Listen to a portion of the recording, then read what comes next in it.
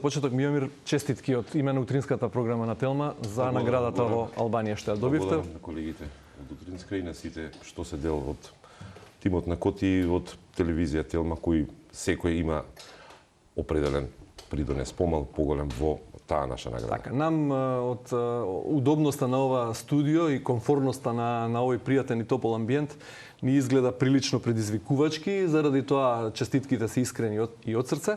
Веројатно шлак на секое новинарство е она истражувачко новинарство и тоа е она врвното кое некој новинар може да си го постави во својата кариера. Ти, Миомир Серафиновиќ, колешката Емилија Мисирлиевски, дописничката од Битола, Билјана Николовска и Снежана Лупевска-Созен, сте тие четворица, екипата на КОТ, која доби награда во Албанија. Кратко за наградата станува збор кога што успеав да разберам за истражувачка сторија која овозможи да дојде да излезе на виделина сообраќајните прекршоци во кои има жртви, како добиваат условни или многу мали казни. Те молам малку повеќе објасни за што станува збор. Проблемот го знаеме од лани, прво на казна во Гостивар поврзана со Милески Кичец, кога за жртва му беше со признание на дело, признание невина, доделена казна од 6 месеци во договор со обвинителството, а потоа имавме контакти со многу повеќе луѓе, семејства на жртви, кои се нашленили во тие познати наши македонски судско-обвинителски лабиринти, каде што не можат да стигнат до правдата. Едноставно, во тој дел во кривичниот закон поврзан со сообраќајните несреќи, најголем проблем е при определувањето на кривичното дело. Доколку кривичното дело се определи како дело кое е случено од небрежност или од случајност, тогаш казните се многу помали или често се завршува со условна казна доколку таа се признае. И обвинителството при формулирање, при правење на предметите на обвинителните акти често го користи тој поблаг понизок степен на вина, на одговорност. Да, но во овој случај што го спомена, контроверзно беше токму тоа претекнување на полна линија да се толкува како небрежност беше проблематично и тука веројатно беше насочена вашата истрага. Нашето истражување, конкретното истражување за тие две емисии што го добивме наградата, како и за останатите, беше односот на судството и обвинителството кон такви случаи со жртви. Значи, што и како се случува. Беа обработени 3 сообраќајни несреќи во делот за Ситимол, мислам, или? Ласкарци? Не беа. Тие станува збор за постари, значи тоа е една сообраќајката кај католичка црква, кај која се случена, мислам дека пред 8-9 години. Втора беше сообраќајна несреќа исто со жртва во близина на Агино село, на постариот пат, и третата беше сообраќајна несреќа со 2 жртви во Охрид, односно во оној делот што води кон хотелите. Таму се случиле. Значи, морам да кажам дека од она што го разработувавме, во првата сообраќајна несреќа кај католичка црква, Врховниот суд утврдил определени недоследности, го вратил судењето на почетокот. Тоа поради вашето укажување, откако не предходно, и ние тоа откривме, ние мислевме дека тоа е случај завршен веќе. Значи била пресудена определена затворска казна за обвинетиот и биле известени родителите на жртвата. Меѓутоа, поради жалбите, случајот стигнал до Врховен суд и Врховен суд поради определени пропусти при процедура, при утврдување на доказната постапка, го враќа целиот случај назад, значи ги поништува. А случајот не може да продолжи бидејќи обвинетиот не е во државата. Добро, да прашам, менува ли нешто вашата истражувачка сторија, откако е обелодената, емитувана на телевизија Телма како емисија спакувана во КОТ, дали нешто се менува? Во рамките на временскиот термин на тие истражувања кога се одвива, имаше обид, односно Министерството за правда започна определена постапка за промена на за промена на кривичниот законник во делот на тие сообраќајни несреќи. Требаше да се воведува, односно отпочна процедура за воведување на ново кривично дело. Значи иницииравте промени во законот на некој начин. Да не се сега фалиме толку само ние, не само ние, туку и многу голем број на други колеги истражуваа сообраќајни несреќи, односно објавуваа информации. Но во секој случај тоа притисок на јавноста, односно медиумите кои истражуваа на темата сепак е притисок на јавноста и сепак најголемата промена, односно убеденоста на надлежните дека е потребна промена, беше исто трагичната сообраќајна несреќа во што се случи кај Сити Мол и тогаш само се убрзаа тие постапки. Инаку во тој дел мора да кажам дека ние не само овој случај што го споменав, туку многу други случаи каде станува збор за постапки кои траат премногу споро, односно не овозможуваат ниту на жртвата, ниту на обвинетите определена сатисфакција од страна на правната држава. Значи, имаме луѓе кои се обвинети по 10-15 години и чекаат, и сепак погрешиле и чекаат определена одлука на правната држава. Има и луѓе кои се останале за жртвите и очекуваат исто правна сатисфакција на својата загуба, болка и на трагедијата која ја преживеале.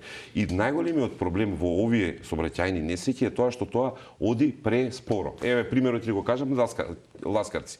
Ласкарци сега е заглавен, случајот Ласкарци каде што имаме 16 загинати, е заглавен во судска процедура по барање од страна на судот за ново трето супер вештачење кое се уште не е изготвено и не може да се стави пред суд за потсетување станува збор за автобусот на Дурмо Турс кој Скопје на кај гостива кај Ласкарци селото. И тоа е веќе повеќе од 3 години, значи тоа беше пред короната е сообраќајната. Што е со Беса Транс лани во Бугарија на сега? Беса Транс таму е завршена постапката во Бугарија, односно се определена е, да кажеме, вина, насочена е вината кон загинатиот возач, а кај нас има повеќе постапки поради пропустите кои предизвикале тој автобус да излезе од Македонија и да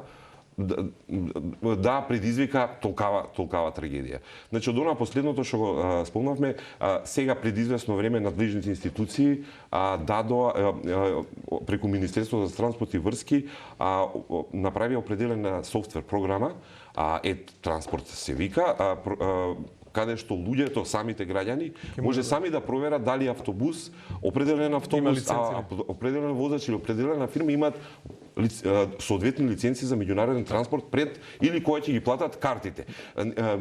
Муаветот ми беше дека тогаш искористивме шанса да ги прашаме пред Државниот инспекторат за транспорт и царината, тие ни рекоа дека се што е било побарано од обвинителството е предадено и дека истрагата таму е во тек.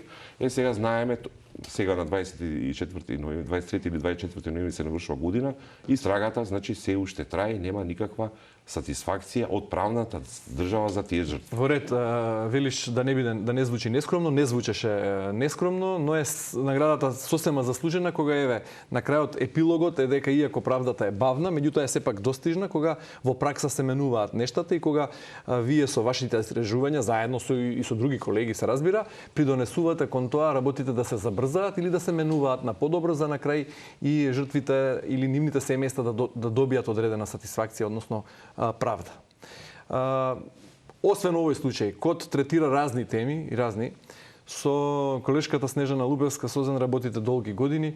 Колку години постои КОТ и колку е практично сега во овие услови во Македонија во која и новинарството е на тенки нозе стои низ годиниве, да се биде истражувачки новинар, да се прави истражувачка емисија со истражувачки истории, бидејќи знаеме, живееме во време кога лажната вест го поклопи светот, не само Македонија, а особено е тешко да се биде новинар во Македонија. Па добро, убаво тоа го кажам, и е предизвикувачки да се занимава со новинарството воопшто, особено за помладите луѓе, но за истражувачкото новинарство е, да кажеме, ризично. Морам да го споменам вчерашниот случај кога наш колега беше нападнат поврзан со последниот голем скандал поврзан со издавање на македонско државјанство за спортски цели, спортски намени на човек кој има, да кажеме, солидно кривично досие, гледајќи го, читајќи го на интернет и на сите тие други официјални информации. Предизвикувачки ние се занимаваме, тешко е тоа, значи еве сега морам да кажам дека гледачите да знаат дека ние секој петок мора да го изгубиме, целиот петок не изгубен, туку се користи за подготовка на емисијата Код. Значи од Сабајле, од станувањето до враќањето од работа, тоа е некогаш 2, 3, 4, 5 сат преку ноќ. Но веројатно тоа не е најтешкиот дел. Тоа е најзахтевниот. Меѓутоа најтешко е истражувањето. Колку пати прашањето е добивате ли закани и заплашувања одредени, дали сте биле нападнати физички во одредена ситуација? Ние сме сведоци, паметиме Снежана Лупевска уште на почетоците на незината кариера, кога беше заробена од една паравоена екипа на времето. Значи имало ситуации кога новинарите биле заплашувани, напаѓани, навредувани. Колку пати е вие како Код?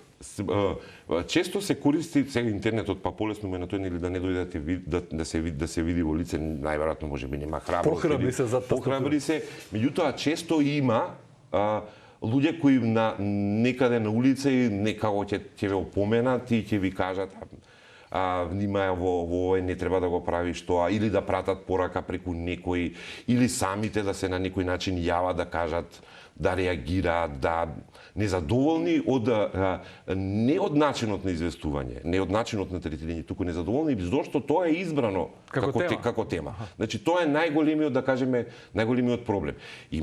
Порано имаше повеќе и така да кажем посочни закани од типот најавување на определени лица кои се представуваат на различни начини, никаде не можеше да се пожалиш. Во моментот е полесно затоа што еве го има телефонски одбор и може да се каже и лесно ќе го најдат. Порано на пример полицијата не успеваше да ги најде тие со скриени броеви или не знам како. Факт е дека често има.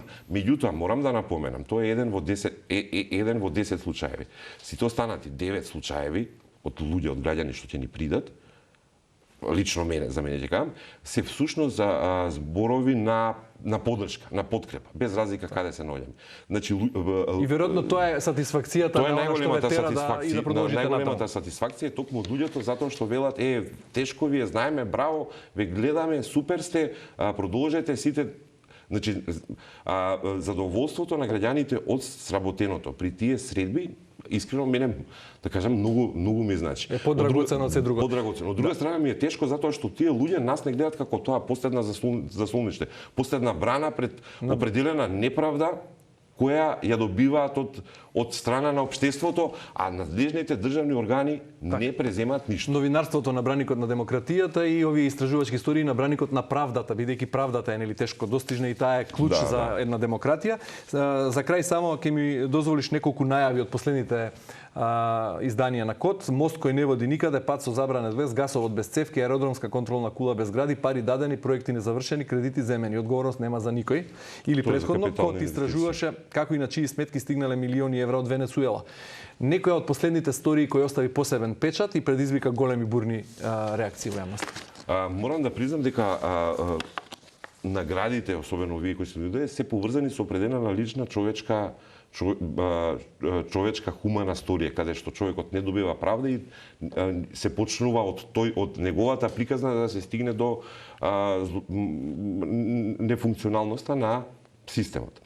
А од сите тие мене, како да кажам, морам да ги споменам, иако се малку постари, овие се исто многу битни. Мостот во аеродром, парите од Венецуела, под сомнение за перење тука, се две приказни. Едната е поврзана со пензионерот Златој, на кого во 2 наврати му бил украден идентитетот за да се извршат определени работи со откуп на нечие си земјиште, поради што човекот невин, без да иде на судење, завршува и во затвор. И тоа беше една Злата Стојановски, таа приказна постојано ќе ја паметам, и втората е што ја правевме тоа беше исто со колешката Билјана Николовска, која во моментот е на трудничко боледување, да го поздравиме малиот Јан мора да го чува, затоа и не можеше со нас да биде на доделувањето на наградите. А втората истражување ми беше поврзано со Кичевскиот случај.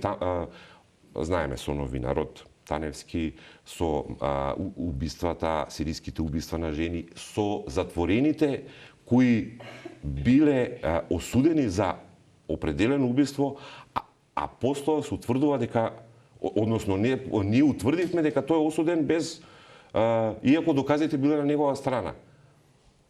И тука се гледа целиот систем на тоа полиција, судство, обвинителство, судство, како гледат грешката која е направена на почетокот, да ја одржа до крајот и сега човекот е во доживотен затвор за друго убиство што има извршено. Односно за двете убиства. Меѓутоа правдата не е задоволена бидејќи он е осуден и за убиство кое не го сторил. Тие се двете, така да кажам, филмски приказни кои ни даваат.